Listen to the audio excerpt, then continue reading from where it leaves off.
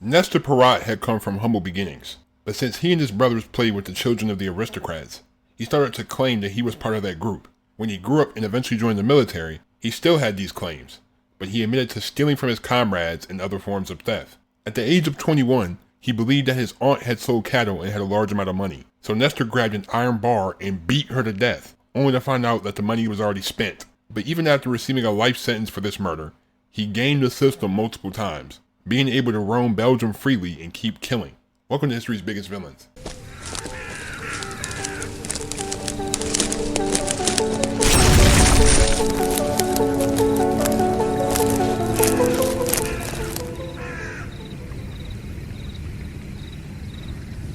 Nestor was born on January 5th, 1933 in Soissons, Belgium. His father was a gamekeeper for the Chateau de Benetcene estate, so he and his brother Anthony would play with the children of aristocrats. Nestor would then begin to boast about being the heir to nobility. He would emulate the vernacular and the mannerisms of the upper class, and as he grew up, he desired to obtain the wealth of one, by any means necessary. He continued this charade during his military service, and he began to pickpocket his comrades and steal the funds from the mess hall. It finally caught up to him, as he was arrested and given a 3-month suspended sentence. On April 20th, 1954, Nestor's psychosis led him to the point of no return. He learned that his great-aunt Selina Debony had sold some cattle. Feeling that she had come into some money, Nestor would lay in the bushes and spy on her every move. Even though he had been caught peeping multiple times, he continued to stalk the house. He grabbed an iron bar and waited, and as she walked by, he bashed her in the head multiple times, killing her. Nestor proceeded to ransack the house, but his aunt had already spent the money. The next day, the neighbors stumbled upon Selina's body, as her skull was crushed and the chickens were pecking at pieces of her brain scattered on the ground. Nestor was quickly arrested and sentenced to death, but this was commuted to a life sentence. He would game the criminal justice system, feigning mental illness, as he would boast of deviant sexual practices and even swallow pills on multiple occasions. The psychiatrist quickly detected his act, but after 2 years, Nestor was moved to a psychiatric care facility anyway. He used the gift of gab to hypnotize those around him. He gained enough favor to earn parole after only 14 years, but Nestor couldn't resist the urge to kill. Just weeks after his release, he showed up to a bank, pretending to be the Count of Ribecourt. He asked to see the manager, Mr. Delis. Once his cover was blown, Nestor shot Delis in the head, killing him. He escaped, but he was quickly identified and arrested. Once he was in prison, he tried whatever he could do to escape, even throwing himself off a 20-foot wall to fake a suicide attempt. In 1970, Nestor was taken into the Tournai Social Defense Establishment. After only 10 years, he was deemed fit for reintegration into society, and he was released, finding work at a radio shop in Verviers.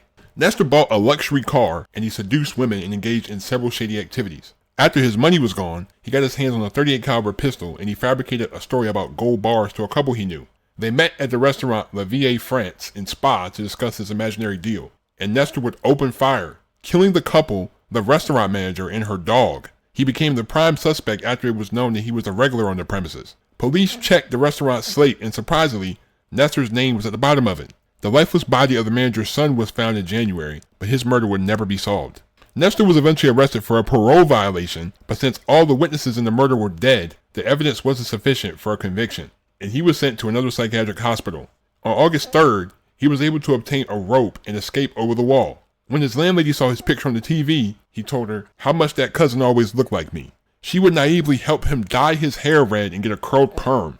His last murder occurred on September 18th, as he pretended to be another high-ranking figure, offering to sell furniture from his castle to help his dying mother. His good looks and his slick words charmed an antique dealer, who foolishly followed him through the woods. When Nestor found out that the dealer didn't bring the promised sum, he shot him in the chest, killing him.